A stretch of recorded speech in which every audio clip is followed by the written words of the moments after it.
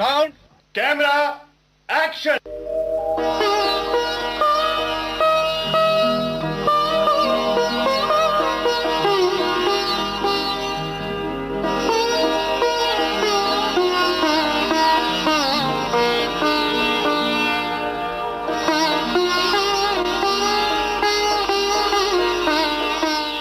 नमस्ते, स्वागत है आप सभी का बॉम्बे टॉकीज में। आज इस प्रोग्राम में कुछ बातें, कुछ किस्से और कुछ गीतों के साथ आपसे मुखातिब हो रही हैं कथा, पटकथा और संवाद लेखिका अचला नागर। आखिर क्यों, निकाह और बागबान जैसी फिल्मों की लेखिका अचला जी के साथ आज की फिल्मी गपशप चल रही है रेणु चतुर्वेदी के साथ।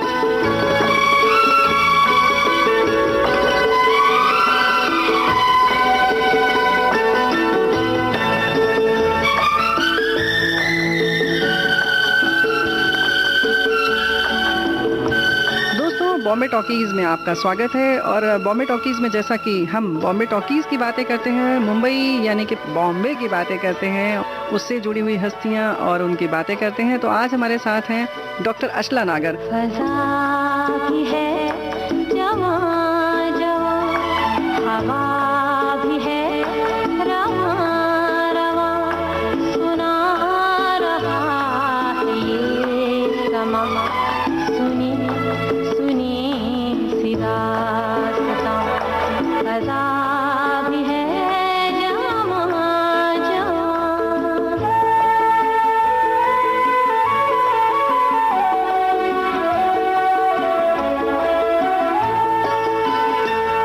पुकारते हैं दूर से वो काफ़िले बहार के, बिखर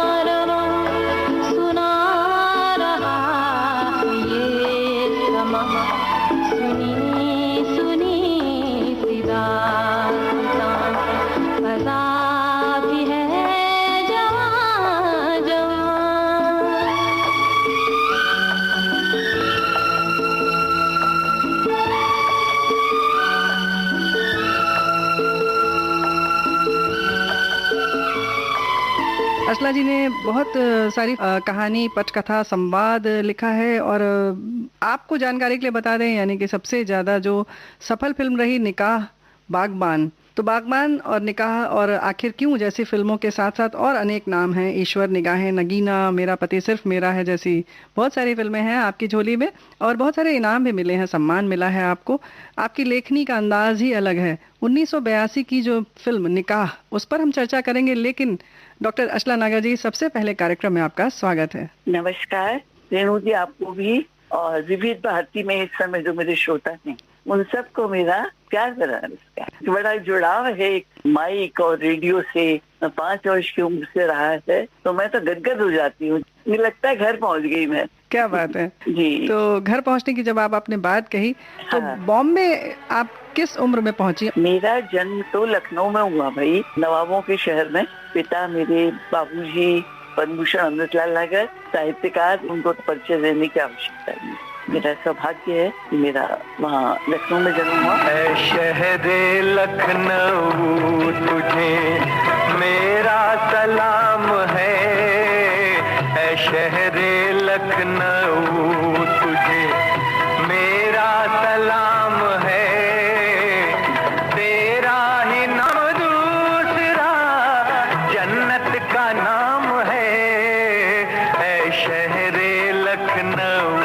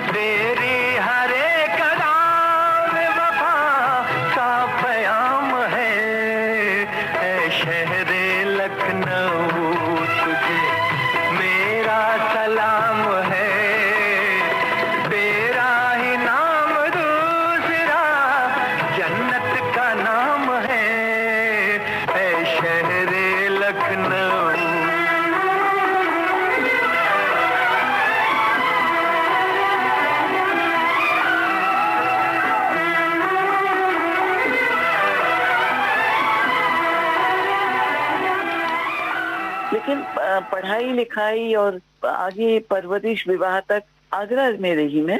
नंसाल है मेरी वहाँ, लेकिन लखनऊ से शायद आगरा गई और फिर 2 वर्ष की जब हो गई तब यहाँ मुंबई आई। तो बाबूजी उन दिनों यहाँ पूरे लगभग 7 वर्ष फिल्म से जुड़े हुए थे, पटकथा संवाद लिख रहे थे और बॉम्बे टॉकीज भी तब चल रहा था। देविका रानी जी, ताजा ताजा गर्म था बॉम्बे टॉकीज। तो मैं 2 वर्ष की थी, तो मेरी यादें, मुझे बहुत चंचल एक बच्चा कहना चाहिए शैतान लड़की थी। तो मुझे पहले पता रटा दिया गया था, तेरा villa Shivaji park road number 2 Bombay 28। क्यों? इसलिए कई रोज निकल जाती थी घर से, कभी किसी के घर में, और सब इतना प्यार करते थे। कोई दूध केला रख रहा है, कोई कुछ मेरे लिए रखे हुए कि अच्छी आएगी, कोई अच्छू कहता था, कोई अचल कुमार, वो आएगी अभी गोल मटोल में गेंद जैसी। तो सब बात देखते थे मेरी, किशोर साहू जी का घर सामने था। जिन्होंने उस समय के समझिए अमिताभ बच्चन थे, वो घर के सामने ही फ्लैट था। वो माँ थी, पिताजी को वो लोग जी कहते थे, तो उनके यहाँ भी मेरे लिए दूध चावल रखे रहते थे। तो मेरी माँ बेचारी परेशान ढूंढती फिरती थी, ये कहाँ है लड़की। फिर बाद में जब मिलती थी तो फिर तो जो होता होगा मैं क्या बताऊंगा, वो तो होगा। इसलिए तो ये मेरा पता था और ये मेरी हरकतें थी। मैं ये कहूंगी कि मैंने जो पुस्तक भी एक अपने पिता पर लिखी है, उसमें यही लिखा है कि यादें आरंभ होती हैं मेरी बम्बई शिवाजी पार्क से। कितने कूचे गलियां ठानी, मेरे दिल ने एक न मानी। कितने कूचे गलियां ठानी, मेरे दिल ने एक न मानी। कहाँ कहाँ पर तुझको ढूंढा, तेरे लिए मैं हुई दीवानी। फिर भी ना तेरा दीदार हुआ, यार मेरे ऐसा कई बार हुआ। फिर भी ना तेरा दीदार हुआ, यार मेरे ऐसा कई बार हुआ। पर तुम इतने दिल थी कहाँ, मैं ढूंढता ही रहा। कहाँ कभी टर्नर रोड, कभी कार्टर रोड, कभी चर्नी रोड, कभी आर्थर रोड।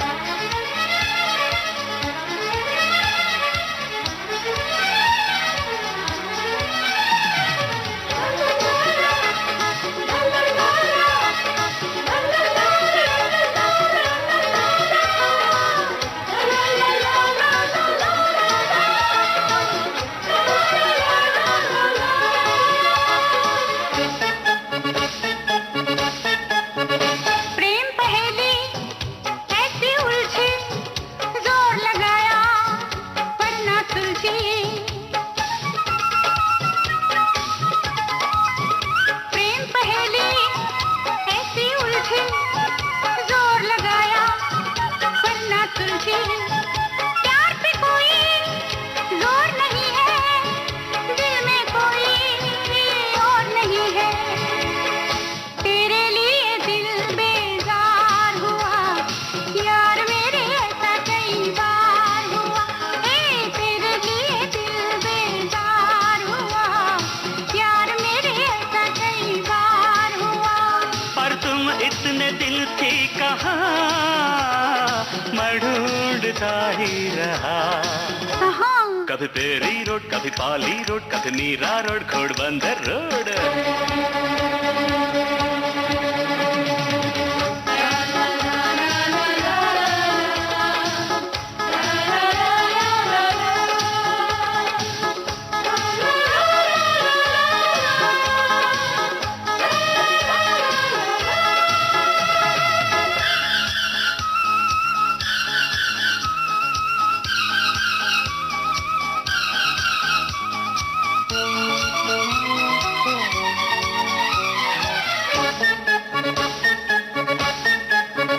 ऊपर वाले की है माया, उसने हमको खूब मिलाया।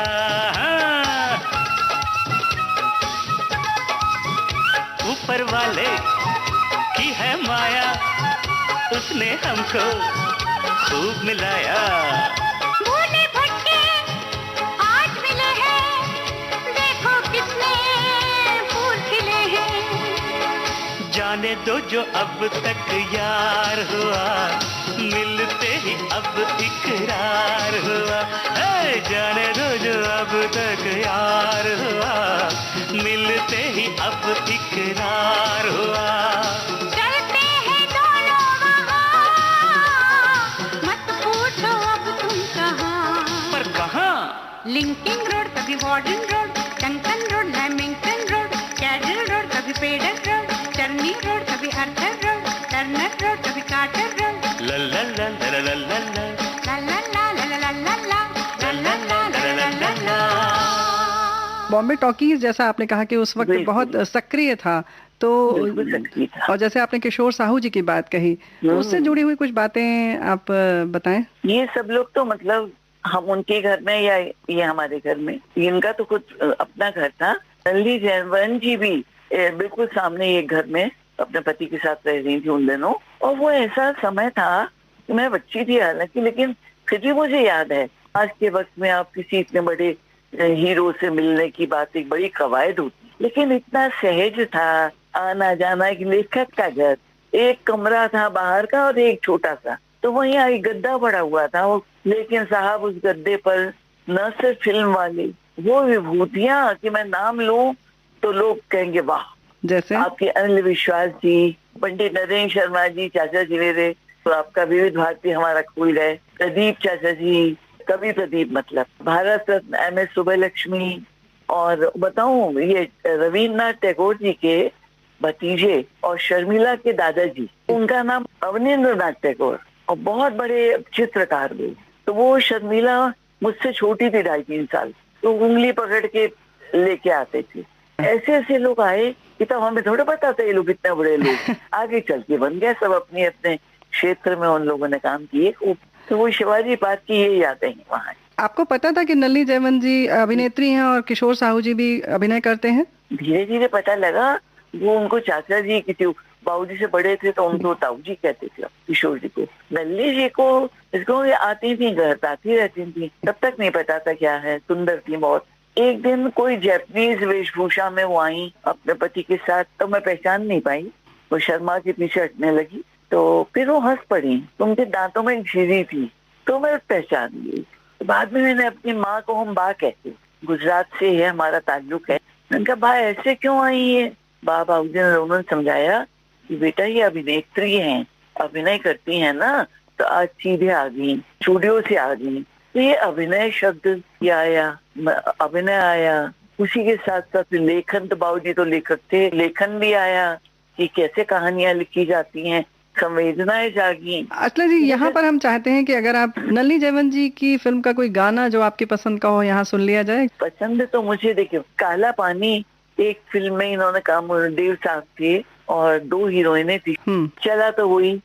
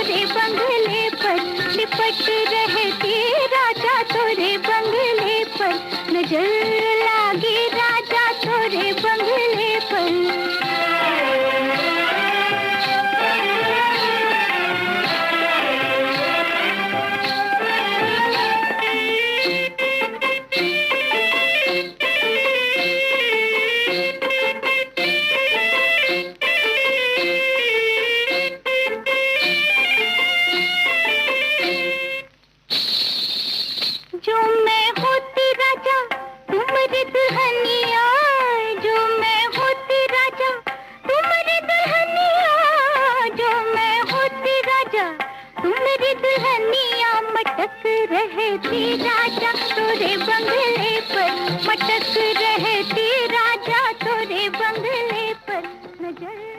किशोर चैटर्जी का तो ये था कि जब बाबूजी बाग को लेकर आए, मतलब मैं भी आई, तो मेरी माँ बहुत सुंदर किशोर चैटर्जी की जो माँ थी, माँ ही कहते थे, उनको ही लगता था कि बहू आई है हमारी। वो आती थी और बिल्कुल बहू की तरह मानती थी वो। और एक दिन आई तो कहने लगी कि चलो तुमको शूटिंग पर चलो।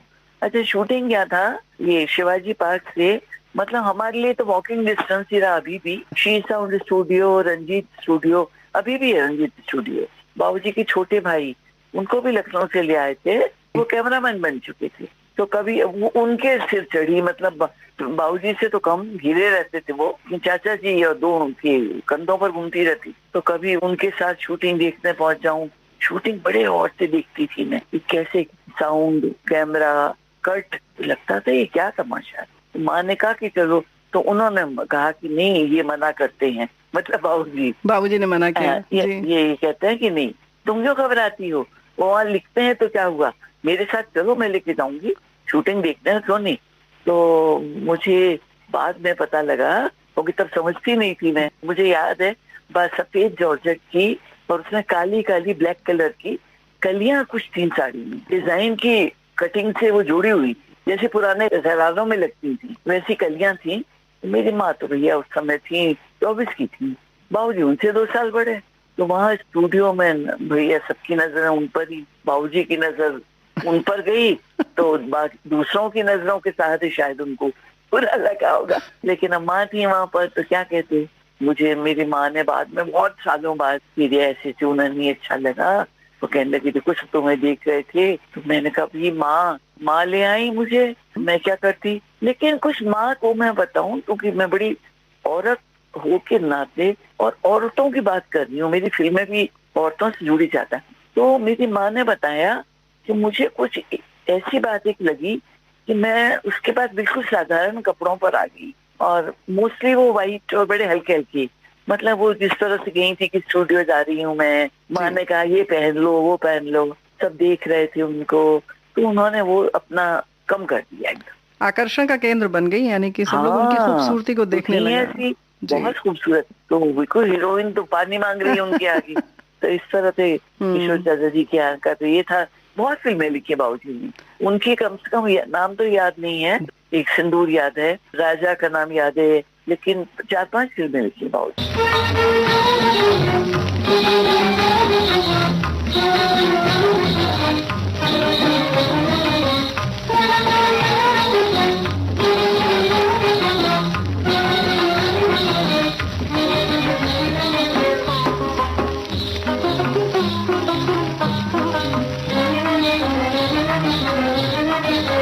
निराली दुनिया हमारी, निराली दुनिया हमारी, निराली दुनिया हमारी, निराली दुनिया हमारी, निराली दुनिया हमारी, निराली दुनिया हमारी।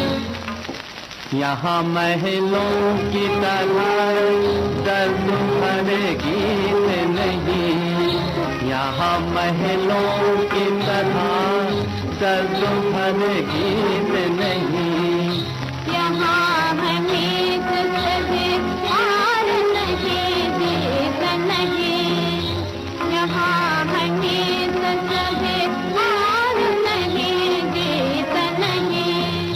यहाँ है प्रीत नहीं खून किसी की हुई जारी, यहाँ है प्रीत नहीं खून किसी की हुई जारी। निराली दुनिया हमारी, निराली दुनिया हमारी, निराली दुनिया हमारी, निराली दुनिया हमारी, निराली दुनिया हमारी।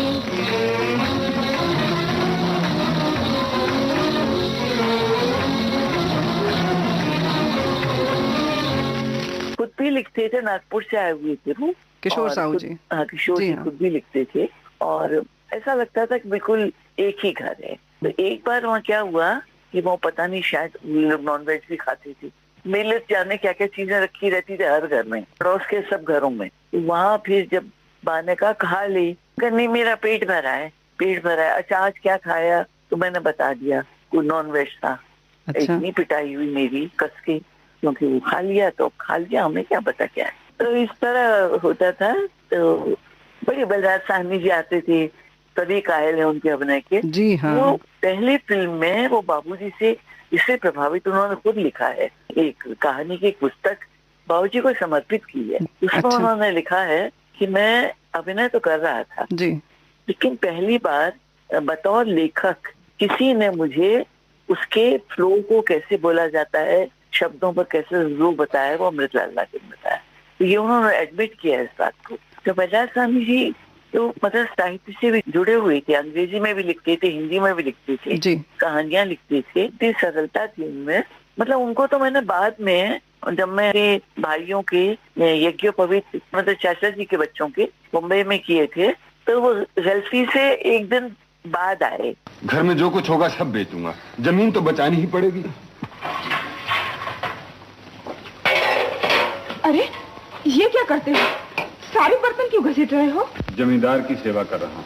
पारो, वो हमारी एक गागर थी ना, ओह ये रही। मैं कहती हूँ आखिर बात क्या है? बात क्या होगी, ये सब बेचकर जमींदार का पूरा कर्जा चुका दूंगा। सब तो गया, अब यही रह गया है। जो मर्जी वो करो। पारो, क्या है? जरा सुन तो, इन सब से तो कुछ भी नहीं बनेगा पारो। तो मैं क्या करूं? और कुछ नहीं तो मुझे भी साथ ही बेच अरे डालो। बाप, जरा गुस्सा तो देखो। अरे तुझे खरीदने की हिम्मत है किसी में? रहने दो अपने चोंचले। पारो। क्या? पार्वती, मैं अजी कुछ बोलो भी मुंह से। किस मुंह से कहूँ पार्वती, मैं तुझे कभी कुछ बनवा के नहीं दे सका। ओह, तो बाप के दिए हुए ये झुमके भी लेना चाहते हो? नहीं नहीं, ये तो मैं पहले ही समझ गई थी। नहीं पारो, रहने दे, तेरे मन को दुख होगा। मेरे मन के दुख से तुम्हें क्या? मुझे भी क्या दुख नहीं होता पारो, पर क्या करूं, अगर जमीन बच गई तो फिर ये सब हो जाएगा। बाबूजी जब भी आते थे, बाद में भी जब मैं बॉम्बे आ गई थी, तो एक तो उनके घर लेके जाना मुझे, एक ख्वाजा अहमद अब्बास के मित्रों में थे, क्योंकि इप्टा से जुड़े हुए लोग थे सब। एक कैफी चाचा के यहाँ जाना, तो ये 3-4 पुराने जो लोग थे, तो अशोक कुमार जी से मिलना, हालांकि वो बड़े थे इनसे, तो इन लोगों से उनका था कि घर की तरह थी संबंध। तो उसके बाद बलराज जी के यहाँ तो मैं लेकर गई, अब्बास साहब के यहाँ मैं लेकर गई, तो वो था उनका। अब ये अनिल विश्वास जी इतना आते थे घर पे, और वो हर अपनी कॉम्पोजिशन सुनाते थे, क्योंकि वहाँ प्रदीप जी भी बैठे हुए हैं, तो वो पूरा का पूरा गाना तैयार हो जाता था, माहौल बन जाता था। हम ऐसी किस्मत को क्या करें, हाय हाय, कि जो एक दिन हंसाए एक दिन रुलाए, एक दिन हंसाए एक दिन रुलाए। किस्मत हमारी हमी को सताए, हाय, कि जो एक दिन हंसाए एक दिन रुलाए, एक दिन हंसाए एक दिन रुलाए। दुनिया में पहले पहल जब वो आई, किस्मत जो आई, तो फूलों के संग संग कांटे भी लाई। हम सबके आंगन में ऐसे बिछाए, हाय, कि जो एक दिन हंसाए एक दिन रुलाए, एक दिन हंसाए एक दिन रुलाए। रोने का दिन है मैं गाती हूँ गाना, दुख भूलने का है ये एक बहाना। कहती हूँ मैं दिल के टुकड़ों से, हाय, बैठे रहो अपने अपना दुखड़ा छुपाए, बैठे रहो अपना दुखड़ा छुपाए। दुनिया के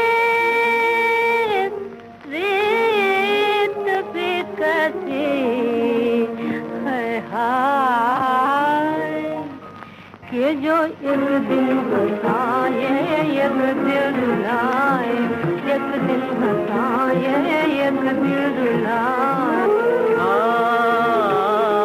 जो कुछ भी आता है आने दे बंदे, जो कुछ भी आता है आने दे बंदे, जो कुछ भी जाता है जाने दे बंदे, जो कुछ भी आता है आने दे बंदे। दुनिया में सुख दुख के दो दिन हैं, हाय, कि जो एक दिन आए एक दिन रुलाए, एक दिन हंसाए एक दिन रुलाए, एक दिन हंसाए एक दिन रुलाए। ये कितने वर्ष आप रहीं वहाँ? मैं लगभग 5 वर्ष। ये जो 5 वर्ष में शायद मन ही मन में मैं अभिनय से पूरी तरह जुड़ चुकी थी और मैं हीरोइन भी बन चुकी थी। अच्छा। एक बार तो वहाँ कहीं पता लगा कि घर के पास एक फायर ब्रिगेड ऑफिस था, बोले वहाँ की शूटिंग हो रही है, तो मैं विंडो में वो होठ के पास उंगली रख के पोज बना के बैठी रही कई घंटे कि शायद कैमरा इधर आएगा तो मेरी शूटिंग हो जाएगी। तो ये कहीं था ज़हन में। तो फिर तो लेकिन बाबूजी मतलब आखिरी फिल्म उन्होंने मीरा लिखी है, ये भारत रत्न एम एस बलत्ती की पहली फिल्म मीरा तमिल में साउथ में बनी थी। उनका मन ये हुआ कि ये हिंदी में दोबारा बनाई जाए। तो आप ये देखिए पंडित नरेंद्र शर्मा जी और कविवर सुमित्रा नंदन पंत, इन दोनों ने तो उसके गाने लिखे लई मीरा की, और बाबूजी ने पटकथा संपादित। क्या बात है। ये तीनों साउथ जाने वाले थे और 6 महीने रहने वाले थे। तो वहीं ये जो सबसे बड़े सितार वादक पंडित रविशंकर जी के जो बड़े भाई थी उदय शंकर जी, उन्होंने पाश्चात्य और अपने भारतीय नृत्य का फ्यूजन के लिए बहुत प्रसिद्ध है। उनका बहुत बड़ी उनकी एक वहाँ था शायद शिमला में या अम्बाला में, दोनों जगह में स्कीम। तो इसके वो मास्टर थी, पाश्चात्य नृत्य भी सीखा था। सिंकी नाम की एक बहुत बड़ी नृत्यांगना थी विदेशी, से सीखा था। तो उस पर उन्होंने एक प्रयोगात्मक फिल्म बनाई कल्पना। वो और मीरा दोनों एक साथ बाबूजी ने साउथ में लिखनी थी। तो वो 6 महीने का कार्यक्रम था। कल्पना एक प्रयोगात्मक फिल्म थी नृत्य पर, जो अभी 5 साल पहले कांस फिल्म फेस्टिवल में दिखाई गई। इसलिए तो बाबूजी की अंतिम फिल्म।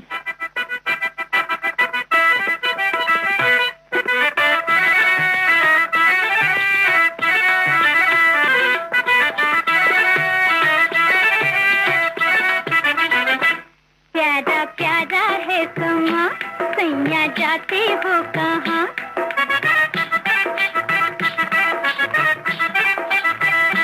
प्यारा प्यारा है समा, सैया जाते हो कहाँ? लिपट गई तेरे पाँव की नजरिया में तेरे कुर्बान। प्यारा प्यारा है समा, सैया जाते हो कहाँ?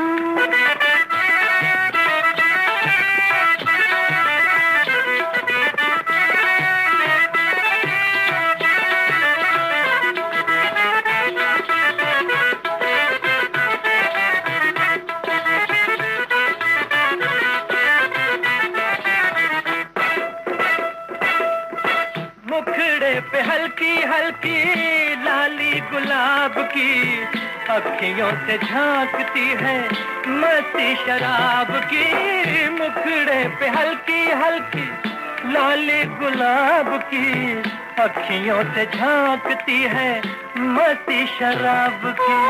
झूमती बहारें लाई हंसते जवाब की, कहिए कि कहिए क्या है मर्ज़ी जनाब की। झूमती बहारें लाई हंसते जवाब की, कहिए कि कहिए क्या है मर्ज़ी जनाब की। आंख शराबी गाल गुलाबी होठों पर मुस्कान। प्यारा प्यारा है समा सैया जाते हो कहाँ, लिपट गई तेरे पाँव की नजरिया मैं तेरे कुर्बान। प्यारा प्यारा है समा सैया जाते हो कहाँ।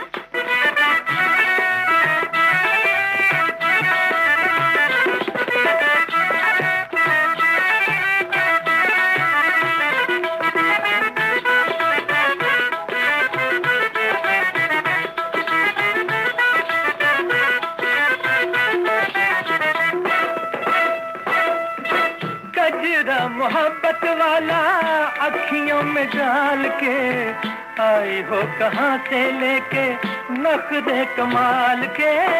गजरा मोहब्बत वाला अखियों में डाल के आई हो कहाँ से लेके नखरे कमाल के। प्यार का खजाना हूँ मैं रखना संभाल के, चोर कोई ले ना जाए धोखे में डाल के। प्यार का खजाना हूँ मैं रखना संभाल के, चोर कोई ले ना जाए धोखे में डाल के। मुझको लगा ले प्यार के ताले नन्हे से हो जा, प्यारा प्यारा है समा सैया जाते हो कहाँ। लिपट गई तेरी बाकी नजरिया मैं तेरे कुर्बान। प्यारा प्यारा है समा सैया जाते हो। यहाँ जोड़ना पड़ेगा क्यों लौटे वो यहाँ से, जबकि 14 फिल्में लिखी उसमें से 8 बहुत सफल। वो इसलिए गए लौट के कि वो कभी सोचा ही नहीं था फिल्मों से जुड़ूंगा। 12 वर्ष में उन्होंने बिल्कुल इस बात को ढोल बजा करके कह दिया था कि मैं साहित्यकार बनूंगा। वो प्रेमचंद जी के पास जाती थी, वो शरद बाबू के पास जाती थी, वो बनारस में वो बच्चा जगह जगह की दर्शन करूं बातें सुनूं साहित्य में, ये करते करते 12 वर्ष में उन्होंने ये तय कर लिया। और जब विवाह हुआ उनका 15 वर्ष के थे और माँ 13 वर्ष की, तो मेरी माँ ने मुझे बताया कि रात को तेरे बाबूजी ने मुझे एक बात कही कि प्रतिभा जी आपको थोड़ा कष्ट भी सहना पड़ सकता है क्योंकि मैं लेखक बनूंगा। 15 वर्ष का बच्चा कह रहा है। तो माँ बोली कि मैं तो इसका मतलब ही नहीं जानती थी लेखक क्या होता है, लेकिन मुझे ऐसा लगा कि लेखक कोई बहुत बड़ा आदमी होता है। मैंने मन में ये तय कर लिया कि मैं इनको बड़ा आदमी बनने में पूरा साथ दूंगी। तो बहरहाल वो फिल्मी सादा छोड़ के एक झटके 7-7.5 वर्ष रहे और फिर वो वापस अपने लखनऊ लौटे और वहाँ उनका ये साहित्यकार बनने की चली। और मैं अपने आगरा जाने के पहले का आपको एक बहुत सुंदर बातें आपको छोटी सी बताना चाहूंगी। जरूर। कि मैं बिल्कुल तैयार नहीं। अब मैं 6-6.5 वर्ष की हुई थी और बहुत लाडली। अब मुझे भेजने की तैयारी इसलिए हो रही है, इन लोगों को मद्रास जाना था और ये कि शैतान लड़की है, पता नहीं कहाँ भागती फिरेगी, कहाँ ढूंढेंगे।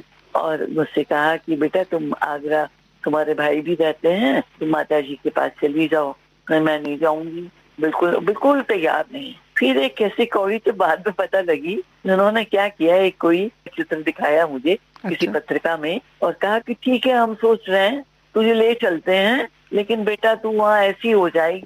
तो फिर मैंने कहा अच्छा ठीक है मैं चली जाऊंगी। उस समय मेरी माँ ने जो 2 बातें कही, शायद उनसे मुझे फायदा कम नुकसान अधिक हुआ, क्योंकि मेरे स्वभाव का, मेरी जीवन शैली का हिस्सा बन गई। उन्होंने 2 बातें कही। एक तो छोटी तो थी मैं, तो बोले बेटा तू वहाँ माता जी वहाँ जाएगी, वहाँ अच्छे से रहना और हमारी याद आए तो रोना बिल्कुल मत। एक तो ये। दूसरी उन्होंने कही कि उनसे कुछ मांगना मत, ऐसे नहीं ये चाहिए वो चाहिए। तो वो ऐसा संकोच आ गया जीवन में कि मैं अपने फिल्म के प्रोड्यूसर से अपने पैसे भी नहीं मांग पाती। तो वो संकोच कूट कूट के मेरे एक जीवन शैली का हिस्सा बन गया। जबकि बचपन से आप इतनी बेबाक और सर चढ़ी और चंचल सी बिटिया थी। बाबूजी, बेटा जी एंड कंपनी जो आपने संस्मरण लिखा है, ये बहुत कुछ, सिर्फ इसका जो शीर्षक है वाकई अपने आप में। कहते थे ना जब मुझे बनाना होता था तो कहते थे वो, उनके पैर दबाते थे, पाँवों पर चल दो, छड़ी पकड़ लो और चलो। फिर मैं भी बदले में दबाती थी, अब आप मेरे दावो। तो मैं बहुत सिर चढ़ी थी, लेकिन हमेशा मैं ये कभी नहीं निकलेगा मेरे मन से कि माता पिता से बहुत छोटी आयु में। आज मैं जो कुछ भी लिख पा रही हूँ मुझे ज्ञान ही नहीं है। इतनी पुस्तकें, 21,000 पुस्तकें बाबूजी की लाइब्रेरी में। अब वहाँ होती तो कितना मार्गदर्शन मिलता। अब माँ बाप के पास रहते बच्चा एक खुला व्यक्तित्व बनता है। मेरी नानी बहुत प्यारी, माँ भी क्या पालती वैसी, लेकिन वो एक जो होता है वो बाबूजी से सीख पाती, कुछ ग्रहण कर पाती उस सत्य में। कोई कहता है आपको कितनी प्रेरणा मिली लिखने में, सच बात तो ये है कि कुछ नहीं मिला। समझती अपने हैं, बस लिखते चले गए।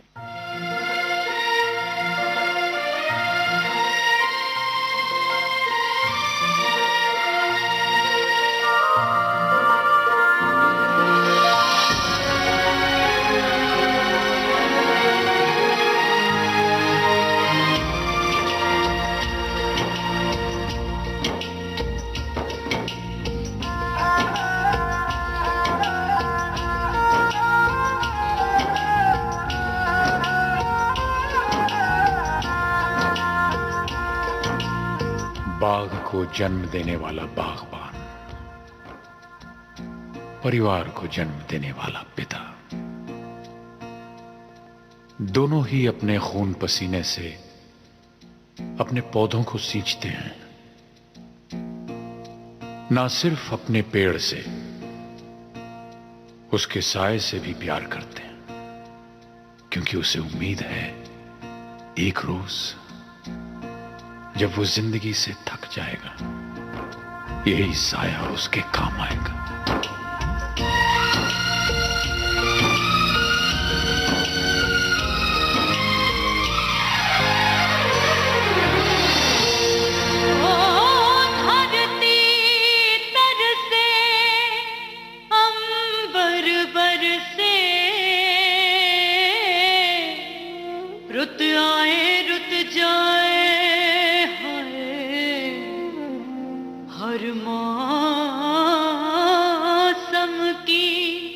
खुशबू चुन के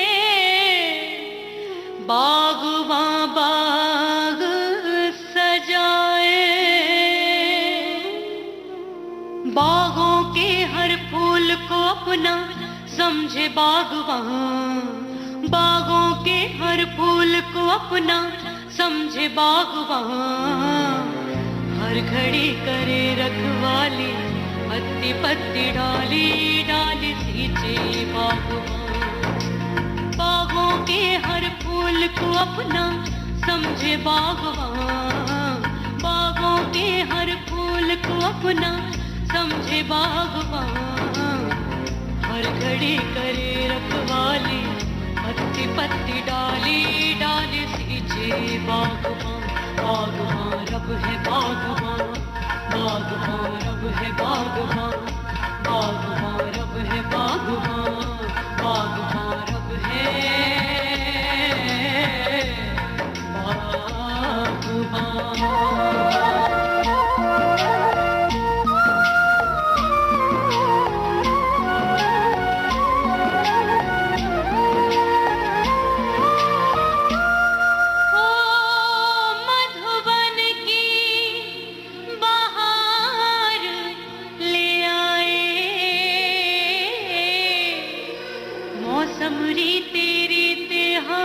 मौसमरी तेरी ते जन्म जन्म की तृष्णा बुझ गई, बिरहा के क्षण बीते हैं, बिरहा के क्षण बीते, फिर से सजाए बिखरे अपने सपने बागवां, फिर से सजाए बिखरे अपने सपने बागवां,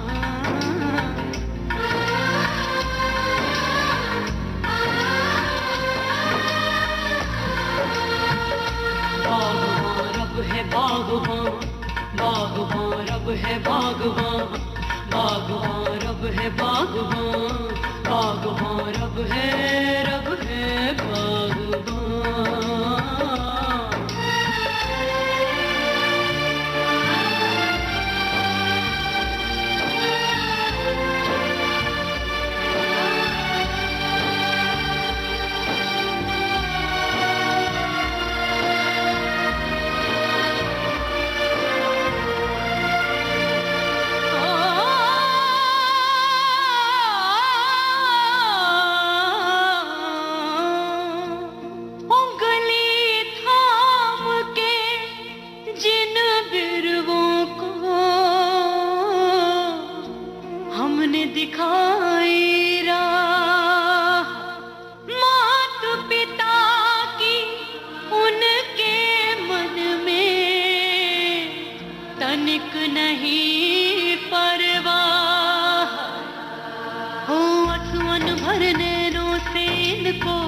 देखे बागबान, आंसुओं भर नैनों से इनको देखे बागबान।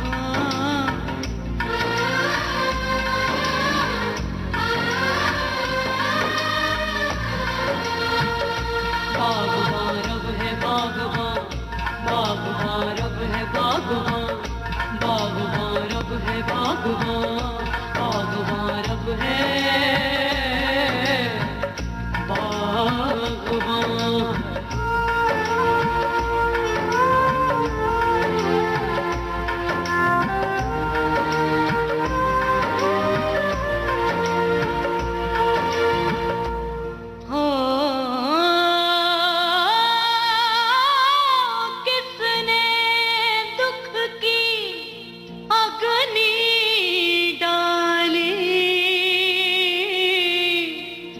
बंजर हो गए खेत, हरी भरी जीवन बगिया से उड़ने लगी है रेत। है क्या बोया था और क्या काटा सोचे बागबान, क्या बोया था और क्या काटा सोचे बागबान।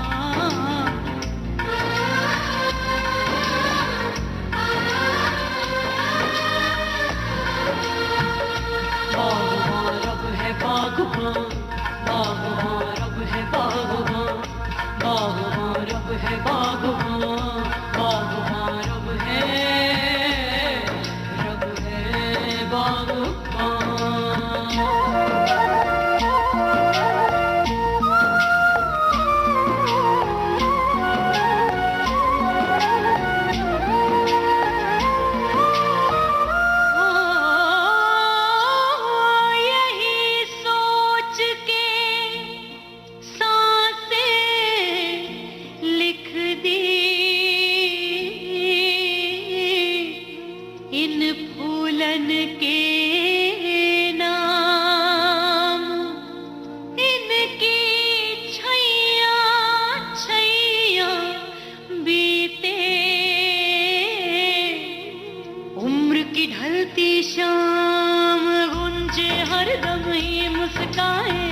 चाहे बागबान गुंजे हरदम ही मुस्काए, चाहे बागबान हर घड़ी करे रखवाली, पत्ती पत्ती डाली डाली पीछे बागबान।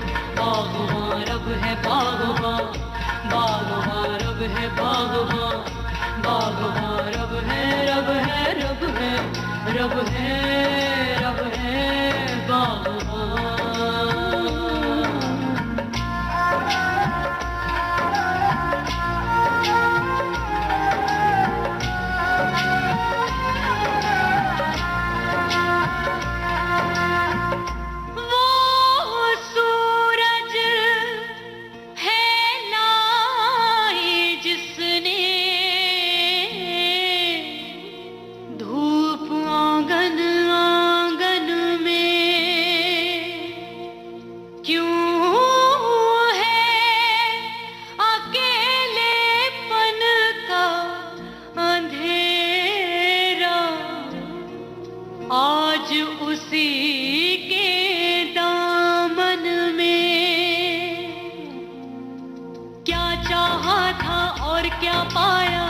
सोचे बागबान, क्या चाहा था और क्या पाया सोचे बागबान।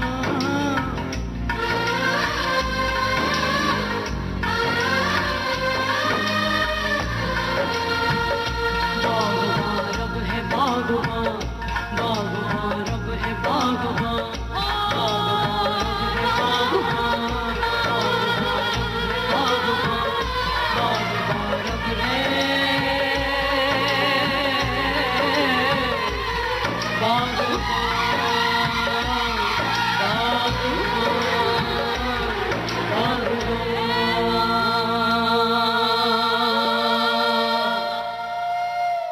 यहीं का एक बम्बई से बचपन का जो मैंने बताया बाबूजी जो लिखते थे वो ये जो अभी बताया, सारे मित्रगण बैठते थे तो शिवाजी पार्क के बाहर कंपाउंड में पढ़ के सुनाती थी। वो जो छाप थी आपके ऊपर, वो जो असर आया, वो निकाह तक ले गया आपको। तो चलिए ठीक है, फिर निकाह के रूप में जो हम श्रोताओं को, हमारे दोस्तों को अच्छी सी एक फिल्म मिली, उसकी शुरुआत कैसे हुई? आपका प्रश्न जो है कि निकाह की शुरुआत कैसे हुई जी, उस बीच में तो पानी बहुत बह चुका था। 6:30 के बाद तक होते होते मैं निकाह के लिए जब मुंबई आई हूँ तब मैं 40 की थी। तो उस बीच तो सब कुछ हो गया। 17.5 साल की आयु में विवाह हो गया। उसके बाद ग्रेजुएटी थी खाली। फिर 10 वर्ष के बाद फिर दिन पलटे मेरे। फिर मैंने पढ़ाई पूरी की, MA किया, PhD कर, रेडियो से बुलावा, खुद घर चल के आ गया। मतलब मेरे सब काम में, आपको ये बताऊं, ईश्वर की पता नहीं क्या इच्छा थी कि रेडियो के लिए कोई सवाल ही नहीं था कि मैं जॉब करूं। तो बाबूजी को ये सुनना बड़ा अच्छा लगता है। रेडियो से गाड़ी आई है बाबूजी की वार्ता में रिकॉर्डिंग के लिए। रेडियो सुनते लगता था पता नहीं क्या है भाई, सबसे बड़ी चीज़ है। पुस्तकें थी और रेडियो था और तो कुछ था नहीं। फिर बच्चों का प्रोग्राम, ये शायद 48 की बात। तो मैं लखनऊ में थी तो पहले कमाई 5 रुपए मिले थे आकाशवाणी लखनऊ से। विविध भारती में आना ऐसे हुआ मेरा कि मैं सन 81 में यहाँ आई हूँ। तारीख थी 8 अप्रैल 1981। उससे पहले 10 वर्ष से मैं मथुरा में आकाशवाणी में उद्घोषका थी। आदरणीय BR चोपड़ा जी ने मेरी एक कहानी पर फिल्म बनाने का इंसाफ का तराजू बना रहे थे। तो एक तोहफा, एक कहानी थी, बोले मैं फिल्म बनाऊंगा इस पर। तो ये अब मैं कैसे लिखूं, मैं तो वहां हूँ मथुरा में, छुट्टी कैसे मिलेगी बार बार। तो ट्रांसफर की कोशिश की। तो आदरणीय भिक्कू जी, जिनको मैं घर पर बहुत आते थे, कृष्णचंद शर्मा भिक्कू, बड़ा स्नेह करते थे मुझे। तो उनके सामने मुझे रोना आ गया, दिल्ली पहुंच गई। मैं कहा मुझे छोड़ नहीं रहा आकाशवाणी वाले, मुझे मुंबई जाना है। उनका तू घबरा मत, काम मत छोड़ना है, जो मिल रहा है तेरा ट्रांसफर मैं करवाता हूँ। तो उन्होंने विविध भारती में आई। तो मेरी क्यों यहीं बैठ के पूरी निकाह, जो एक मैं याद करते विविध भारती और निकाह दोनों को एक साथ जोड़ती। बीते हुए लम्हों की कसक साथ तो होगी, बीते हुए लम्हों की कसक साथ तो होगी। ख्वाबों ही में हो चाहे मुलाकात तो होगी। बीते हुए लम्हों की कसक साथ तो होगी। ख्वाबों ही में हो चाहे मुलाकात तो होगी। बीते हुए लम्हों की कसक साथ तो होगी।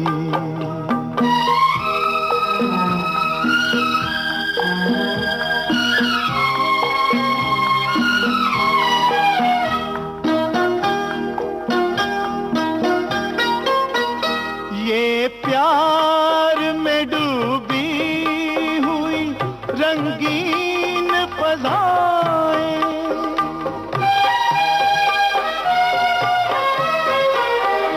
ये प्यार में डूबी हुई रंगीन फज़ाएं, ये चेहरे, ये नजरें, ये जवां रुत, ये हवाएं, हम जाए कहीं इनकी महक साथ तो होगी।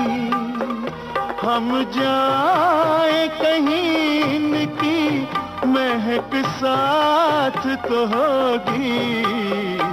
बीते हुए लम्हों की कसक साथ तो होगी। ख्वाबों ही में हो चाहे मुलाकात तो होगी।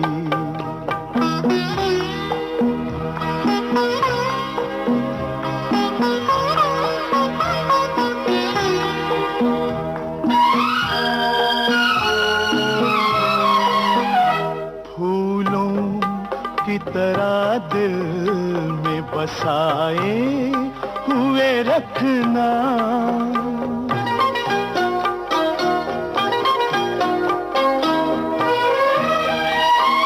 फूलों की तरह दिल में बसाए हुए रखना। या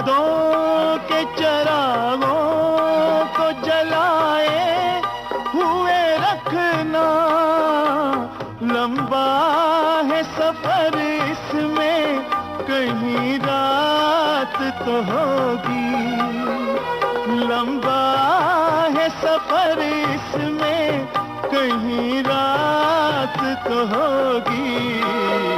ख्वाबों ही में हो चाहे मुलाकात तो होगी, बीते हुए लम्हों की कसक साथ तो होगी।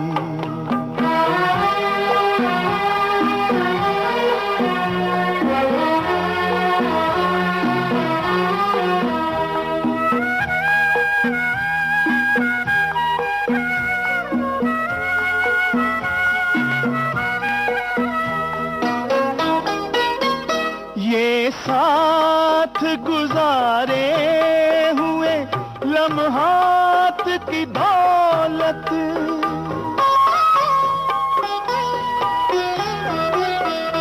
ये साथ गुजारे हुए लम्हात की दौलत, जज्बात की दौलत, ये ख्यालात की दौलत, कुछ पास न हो पास ये सौगात तो होगी, कुछ पास न हो पास ये सौगात तो होगी।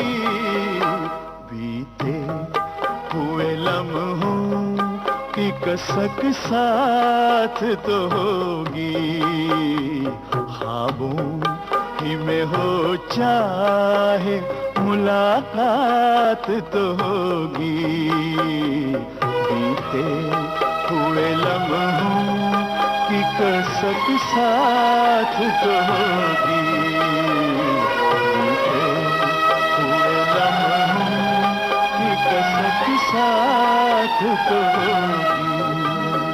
कथा, पटकथा और संवाद लेखिका अचला नागर के साथ ये फिल्मी गपशप अभी आप सुन रहे थे। ये थी इस प्रोग्राम की पहली कड़ी और इस गपशप में शामिल थी रेणु चतुर्वेदी। दूसरी कड़ी अगले सप्ताह सुनिएगा। इस प्रोग्राम में तकनीकी सहयोग मिला वंदना ठाकुर से, टेक्निकल सुपरविजन और एडिटिंग दिलीप कुलकर्णी। प्रोग्राम